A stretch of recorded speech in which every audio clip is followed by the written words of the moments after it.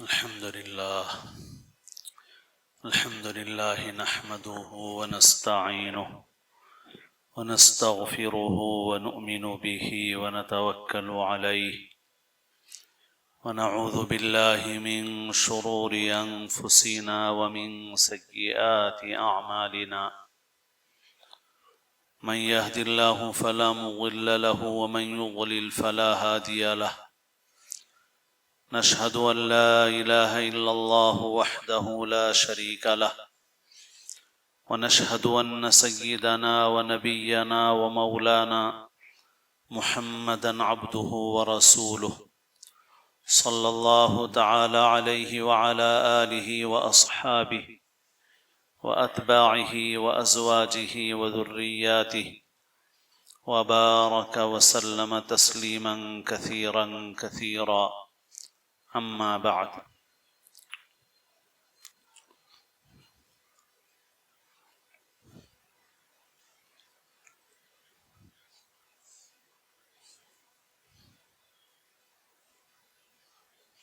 قابل احترام بزرگوں، عزیز دوستوں اور ساتھیوں،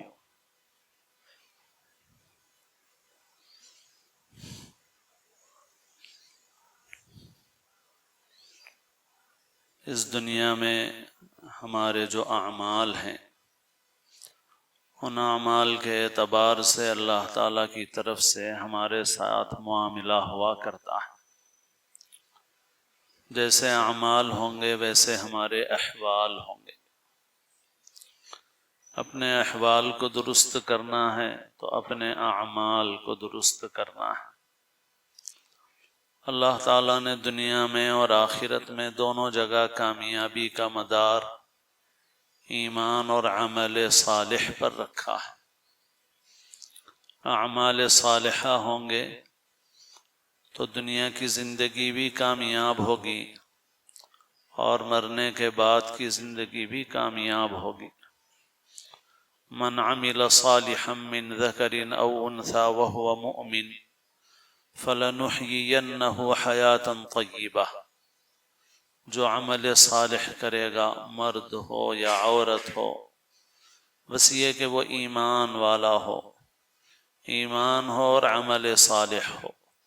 من عمل صالحا من ذکر او انثى وهو مؤمن فَلَنُحْيِيَنَّهُ حَيَاةً طَيِّبَةً، تو ہم ضرور اسے حیات طیبہ دیں گے۔ حیات طیبہ یعنی پاکیزہ زندگی۔ یہ پاکیزہ زندگی آخرت میں تو اعلیٰ درجے کی ملے گی، دنیا میں بھی جو اچھی سے اچھی زندگی مل سکتی ہے وہ اچھی زندگی اسی پر مل سکتی ہے۔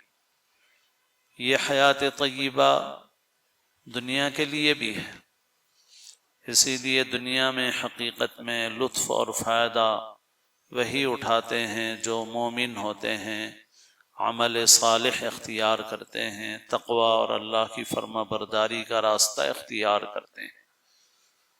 تو بہرحال اللہ تعالیٰ نے ہمارے اعمال پر ہمارے احوال کو منحصر رکھا، جیسے ہمارے اعمال ہوں گے ویسے ہمارے احوال ہوں گے، اور برے اعمال پر جیسے ظاہری سزائیں ملتی ہیں ویسے ہی معنوی سزائیں بھی ملتی ہیں۔ ظاہری سزائیں ملتی ہیں، جیسے زکوٰۃ بند کر دو تو حدیث میں آتا ہے کہ بارش بند ہو جاتی ہے۔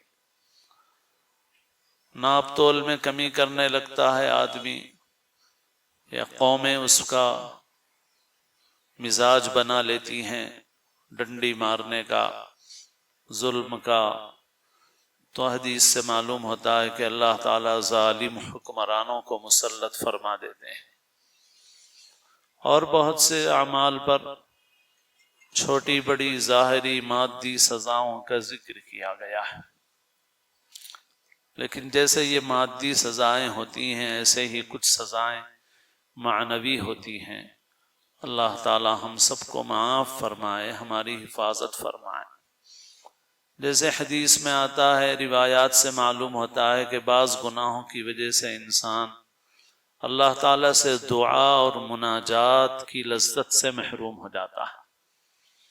اب دیکھیے یہ معنوی سزا ہے، مال میں کوئی کمی نہیں ہوئی، کھانے پینے میں کوئی کمی نہیں ہوئی، ظاہری راحتوں میں کوئی کمی نہیں ہوئی۔ اب اس سے معلوم ہوتا ہے کہ سزا مل رہی ہے انسان کو۔ کیسی سزا مل رہی ہے بھائی؟ مال تو کچھ کم نہیں ہوا، راحت کے سامان کچھ کم نہیں ہوئے، پھر کمی کیا ہوئی بھائی؟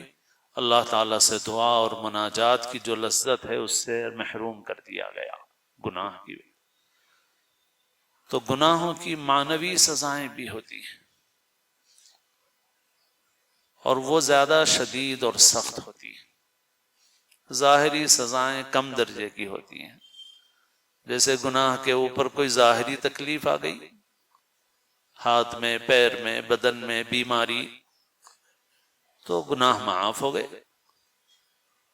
اللہ کے رسول صلی اللہ علیہ وسلم عیادت میں فرماتے لا بأس طہور انشاءاللہ، انشاءاللہ گناہوں سے پاک کر دینے والی ہے یہ بیماری۔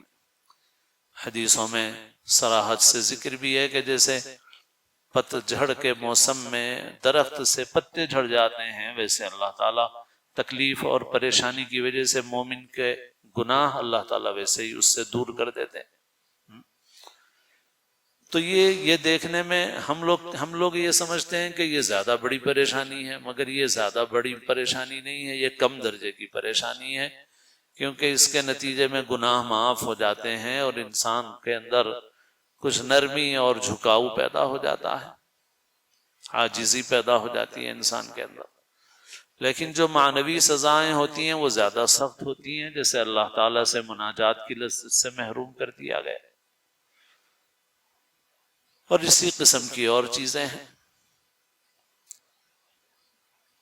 ایسا محسوس ہوتا ہے کہ ہمارے اعمال کی وجہ سے اللہ تعالیٰ نے ہم سے جو عمل کرنے کی جو صلاحیت ہے، اللہ تعالیٰ نے وہ ہمارے اندر سے کمزور کر دی ہے اللہ نے، مجموعی طور پر اس امت سے۔ جیسے کسی نے کہا ہے اسی مضمون کو بیان کرتے ہوئے کہ قوت فکر و عمل پہلے فنا ہوتی ہے، پھر کسی قوم کی شوکت پہ زوال آتا ہے۔ پہلے انسان کے سوچنے کی جو صلاحیت ہے، عمل کی جو صلاحیت ہے، وہ ختم ہوتی ہے، پھر قوموں کی شوکت پہ ان کے عروج کو زوال شروع ہو جاتا ہے، ان کی شوکت پہ زوال آ جاتا ہے۔ تو ایسا محسوس ہوتا ہے کہ ہمارے گناہوں کی وجہ سے اللہ تعالیٰ نے ہمیں اس سے محروم کر دیا ہے، فکر و عمل کی صلاحیت سے۔ اس وجہ سے ہم دیکھ رہے ہیں کہ موجودہ حالات میں ہم سب اپنی ذاتی انفرادی زندگی کا معاملہ ہو یا امت کے اجتماعی معاملات ہوں، ہم سب بہت بول رہے ہیں اور بہت تبصرے کر رہے ہیں، لیکن جہاں تک عمل کی بات آتی ہے تو عمل کے معاملے میں کمزور ہو جاتے ہیں۔ ہماری توانائیاں، ہماری صلاحیتیں باتوں میں اور منفی چیزوں میں ضائع ہو جا رہی ہیں، کرنے کے کام ہم نہیں کر رہے۔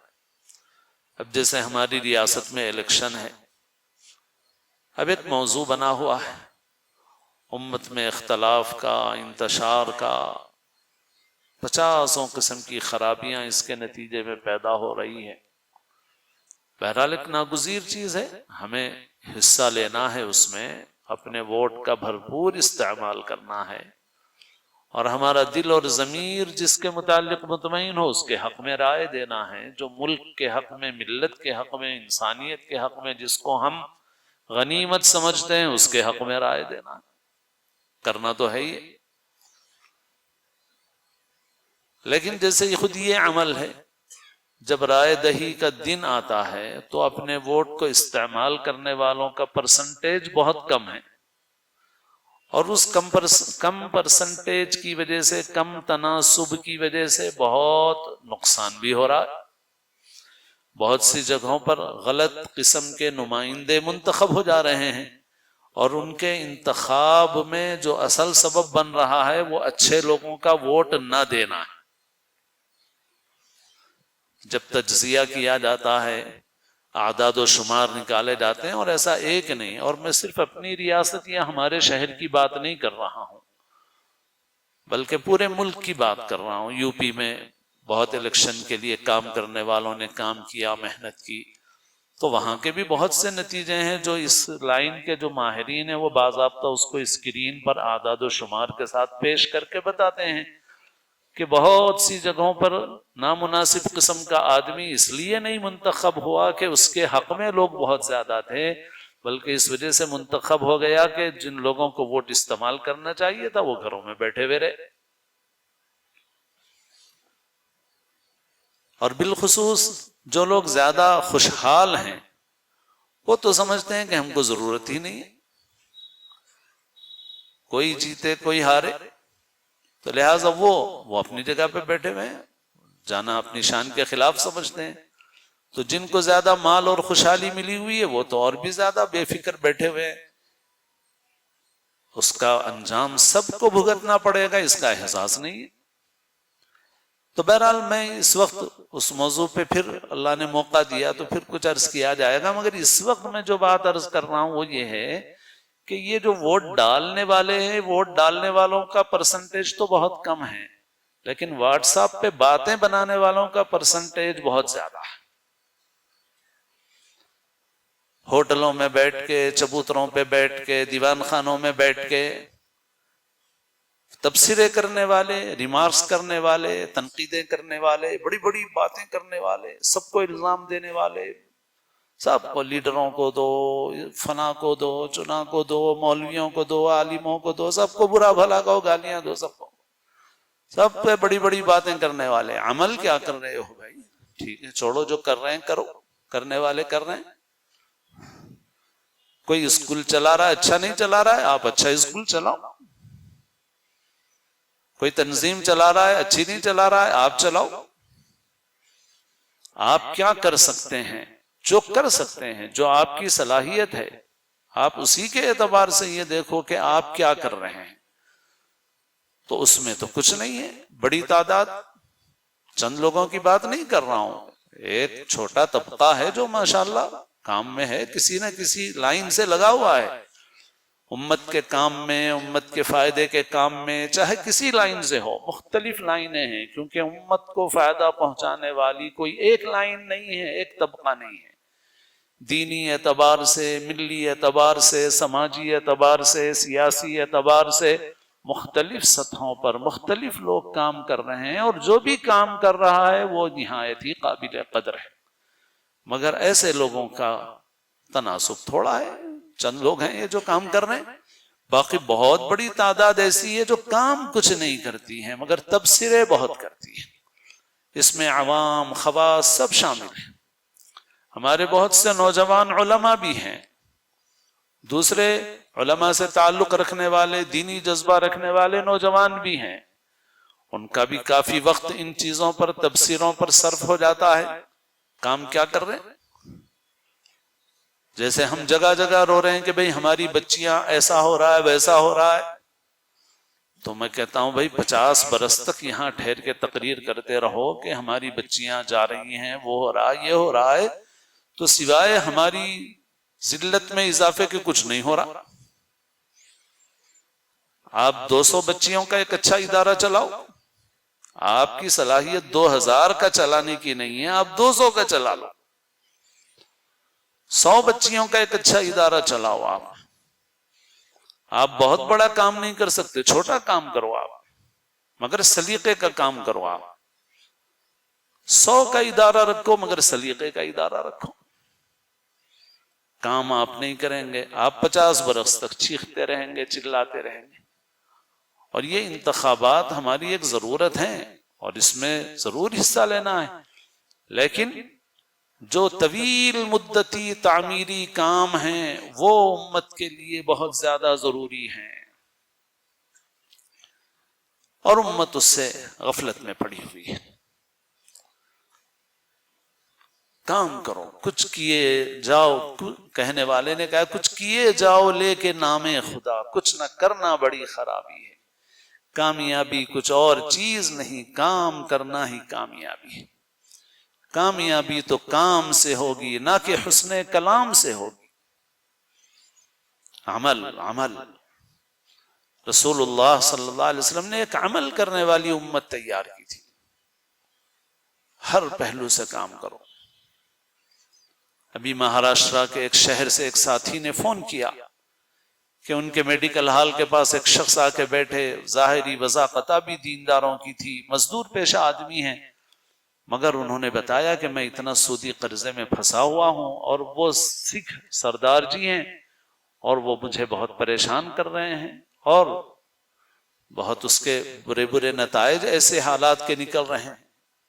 تو انہوں نے مجھے اطلاع کی کہ میں نے معلومات کی اور پھر ساتھیوں سے لے کر کے دیا، اور معلوم ہوا کہ ان کی اور 2-3 بچیاں موجود ہیں، اور 2 بچیوں کی شادیوں میں وہ شخص اتنا مقروض ہو گیا، جو کما رہا ہے سود خوروں کو دے رہا ہے، اور اتنا انہوں نے کہا کہ ان کے چہرے سے مجھے لگ رہا تھا کہ کئی دن سے کھانا نہیں کھایا ہوگا، تو میں نے 300 روپے دیے کہ پہلے کھانا کھا کے آؤ پھر بات کریں گے۔ پھر میں نے تحقیق کی، پھر میں نے ان کا انتظام کر دیا اور پورا الحمدللہ ادا ہو گیا۔ مگر یہ ایک فرد ہے۔ بستیوں میں جاؤ، حیدرآباد ہو، مہاراشٹرا ہو، کوئی بھی ملک کی مسلمان معاشی اعتبار سے اس وقت اتنا کمزور ہے کہ ملک میں کوئی اتنا کمزور نہیں ہے معاشی اعتبار، تعلیم کے اعتبار سے بھی نیچے، معاشی اعتبار سے بھی نیچے، دینی اعتبار سے بھی غفلت میں۔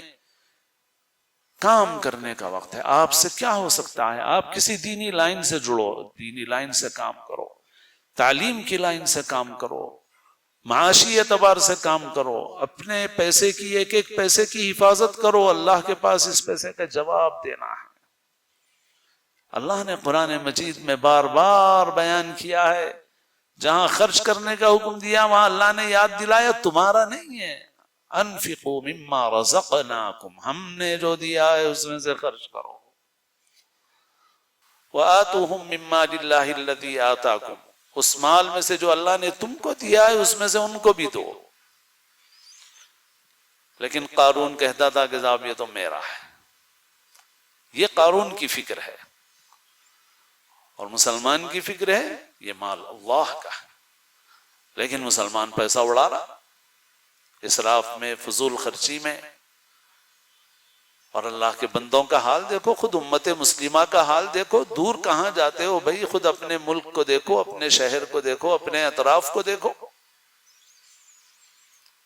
تو غرض یہ کہ یہ ایک عذاب ہے ہمارے اوپر، ہمارے گناہوں کی شامت ہے ہمارے اوپر، کہ ہماری انرجی، ہماری توانائیاں باتوں میں ضائع ہو رہی ہیں، یا تو صرف باتیں ہیں، یا پھر ایسی باتیں ہیں جو لڑائی جھگڑے کی، منفی، فساد۔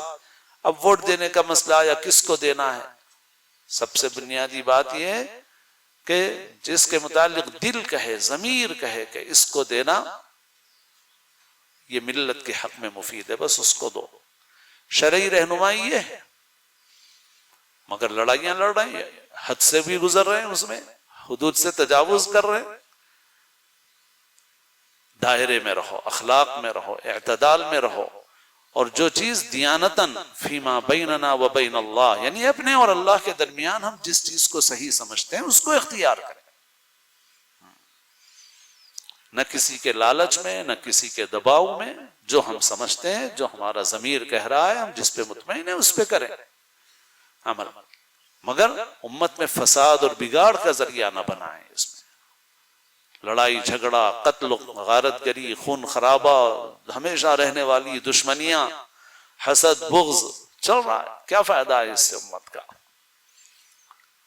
تو ہماری توانائیاں ایسی منفی چیزوں میں، چھوٹی چیزوں میں، اور یہ ایک وقتی چیز ہے، اس کے اندر ہم ایسا مشغول ہوتے ہیں کہ اس کے نتیجے میں بڑا نقصان کر لیتے ہیں۔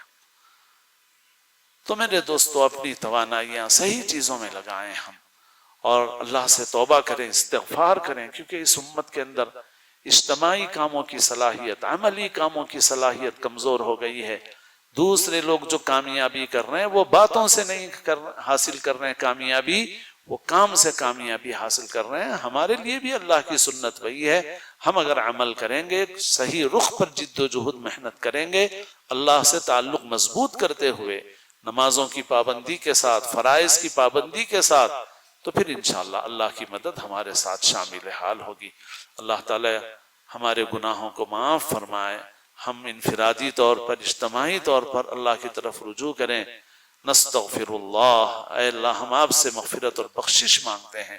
اللہ تعالیٰ سے ہم توبہ استغفار کریں. اے اللہ ہمارے گناہوں کو معاف فرما دیجئے. اے اللہ پوری امت کے احوال پر رحم فرما دیجئے. اے اللہ امت کے احوال کو درست فرما دیجئے. اے اللہ ہمارے اعمال کی شامت کی وجہ سے ہمیں محروم مت فرمائیے، ہمیں دشمنوں کے حوالے مت فرمائیے.